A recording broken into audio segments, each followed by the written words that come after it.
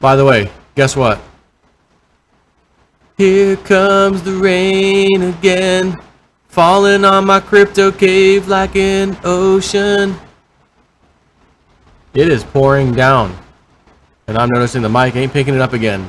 I love it. But I think I still need to talk a little louder. It seems like, my ears are telling me speak up. It's too loud in here. So I read an article from a site the other day that I don't know if I've ever read from, called economicprism.com, kind of a blog format. It was a great article. And he said, hey, I noticed you read my article the other day and we're commenting on it on your YouTube. Man, thank you so much. I really appreciate it. Because I guess when I do these things and I link it, traffic ends up going over there, that kind of thing. Which I'm more than happy to do, These guys are spending time researching, putting out good information, and I'm getting to share it with you. Hell yeah. So he's like, hey, can I send you other ones? I said, he's like, maybe one every Friday. I said, yeah, absolutely. You got a good article you want me to talk about? Not a problem. Send it away. And I read this one he sent, and he's got a good take on this. He's talking about Mitch McConnell's debt ceiling bluff. Mitch McConnell, of course, we will absolutely raise the debt ceiling. Trust me, I mean it. But he seems to think ain't exactly going to go that way. 11th hour bluff. He says, calling Mitch McConnell's debt ceiling bluff. Why there will be no 11th hour debt ceiling deal, I guess, was his other one. Senate Majority Leader Mitch McConnell woke up on the wrong side of the bed on Monday. Who could blame him? His summer vacation's been ruined. President Trump's been riding him all month like a pack mule. What's more, on Monday, McConnell had to rise early and put out his suit and tie like any ordinary working stiff.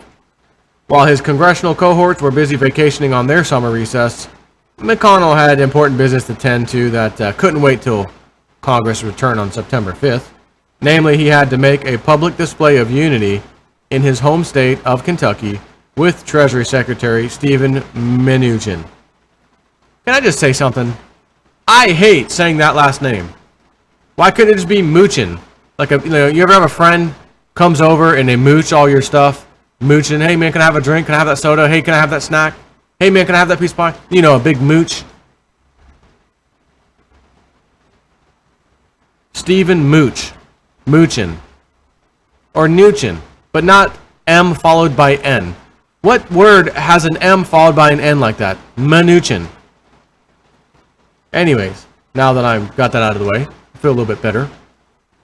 Following a social media lambasting of deplorable taxpayer by Mnuchin's new bride and Mnuchin's visit to Fort Knox to confirm that, yep, checked it, the gold is there, it's safe, trust me. It was finally time to get down to business. Together, McConnell and Mnuchin held hands and insisted the U.S. government will raise the debt ceiling and avoid defaulting on its debt. McConnell even made the following declaration. There is zero chance, no chance, that we won't raise the debt ceiling. No chance. America's not going to default and will get the job done in conjunction with the Secretary of the Treasury. Indeed, McConnell's declaration was unequivocal, but is it believable? Because remember what little Timmy Geithner said. Will we ever be downgraded in America? Absolutely not. There's zero chance of that. And let me say it. There's zero chance. Promptly after that, we were downgraded. So, this has a little Timmy Geithner ring to it, if you don't mind me saying so. So, his declaration was unequivocal, but is it believable? And who was he trying to convince? Himself, Wall Street, President Trump? Let's explore. Thumbs down. As far as we can tell, McConnell's an amiable enough fellow. He likely tips his barkeeps well. He most definitely holds doors open for old ladies. He might even strike a match after passing gas to mask the foul stench. We don't really know. I don't think he's going to do that. He's above us little people, aren't they all? Who would be so kind? But what we do know is that as Senate Majority Leader, his recent track record unequivocally stinks. In fact, just last month, McConnell was unable to get a promised job done. Here's how CNN documented the failings at the time. If anyone could have resuscitated the troubled Obamacare repeal and replace bill, it was Mitch McConnell, the steady and disciplined Senate Majority Leader with a track record of getting really tough things done. But after years of pleading, months of negotiating, and weeks of just barely edging the contentious bill forward, it suddenly died. My Miss American Pie drove the Obamacare replace bill to the levee, but the levee was that dry. Singing this will be the third time that it died. That was bad, but I'm not apologizing for it. Continuing on. The end was unexpected and dramatic as McConnell watched Senator John McCain, his longtime friend and occasional political rival, walk to the center of the Senate floor and turn his thumbs down vote to no. We seem to think McConnell will have similarly disappointing results getting the debt ceiling raised. So far, things aren't looking good. Treasury Secretary Mnuchin keeps saying he wants a clean debt ceiling bill with no policy conditions attached. But it doesn't appear there's a snowball's chance in hell that he'll get what he wants. Before the debt ceiling can be raised, big-time horse trading will most definitely take place. Agreements and side deals on Trump's border wall, spending cuts, tax reform, military spending, and health care legislation will need to be established. By then, Mnuchin will have run out of the new debt he needs to pay the nation's bills. In addition, President Trump's not ready to budge on his border wall at a rally. Hold on, let me check something. I got a text earlier and I didn't really see. Hang on. The kids next door, can they spend the night? Yeah, they can spend the night. Why not? What the hell? Anyways. In addition, President Trump's not ready to budge on his border wall.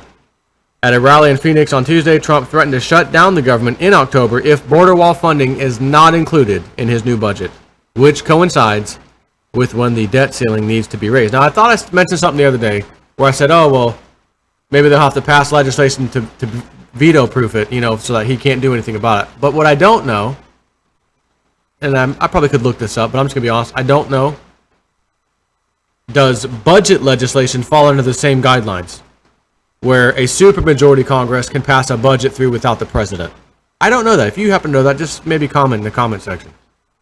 Because if they can't, and it has to be signed off by the president for some reason, boy, oh boy, are things about to get really interesting. Yeah, JStamp 4, do whatever the hell you can to get that house signed off. Sign every freaking line. Yes, I accept. The house is mine. We will start making the mortgage payment. It is in my name. Get that done, as they call closing, ASAP. I sent off the final bank statement stuff. Sent off the letter of explanation of certain things I needed. Everything that which there was just a couple, like 3 things. The inspector noted that the insurance company said, you got to get that stuff fixed before we even send this out to get the quote properly signed off. They ain't going to sign off at this price. You're going to spend a lot more money if you don't fix that stuff. No problem. Got you covered. Got it done. Got the people to come out and fix it. Yada, yada, yada. So I am in super speed mode to get this done. Let me sign off so I can say this is mine. And I get to do whatever the hell I want with it now. I am dying for that day to come, believe me. Anyways, and yesterday via tweet, Trump assigned advanced blame to McConnell and Paul Ryan for the pending debt crisis or ceiling mess. Obviously, a gigantic fight will go down in Washington next month. Calling Mitch McConnell's debt ceiling bluff. Last week, he offered some thoughts on why there will be no 11th hour debt ceiling deal. Not he, we, as in Economic Prism, offered some thoughts as to why there will be no 11th hour debt ceiling deal. And I did, that was the one I read you guys. Here we must clarify that we aren't saying there will be no debt ceiling deal at all, but rather that it will come after Mnuchin has picked through all the seat cushions for pocket change and stock markets have sufficiently panicked. The fact is, McConnell's been dealt a bad hand after playing Nice and bidding his time in the Senate all these years, his time to be majority leader has finally come. He's finally risen to the top of the trash heap. What a disappointment it must have been to first look out at the 115th United States Congress and see the most dysfunctional collection of political miscreants and lowlives in living memory staring back at him.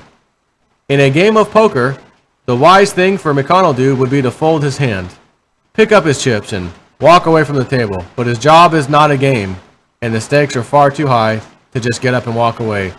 You got to know when to hold 'em, know when to fold 'em, know when to walk away, know when to run. You never count your pork filled in the bill till it's time to retire. And then you could buy your 6 or 7 houses and your mansions, and you look at yourself in the mirror, how great of a congressman, how established, how successful I am. And this goes for most all politicians, not just him, when you really crapped on everybody for the most part. John McCain, Mitch McConnell, Harry Reid, Nancy Pelosi, Dianne Feinstein. Get these people out of here ASAP. Enough is enough. So thus he's left with one option. He must bluff. He must pretend the debt ceiling vote will be a piece of cake, that it is business as usual, and that there's no chance the debt ceiling will not be raised, that after much foaming and frothing, a deal will be struck like it always has been in the past. More importantly, he must convince stock market investors that this is the case. And so far, his task of convincing stock market investors has been easy. Most investors are complacently soaking up their remaining rays of summer sunshine. However, by the week of September 18th, if not before, this will all change. All lingering glows of Labor Day barbecues will be completely snuffed out by then. Investors will... hold on.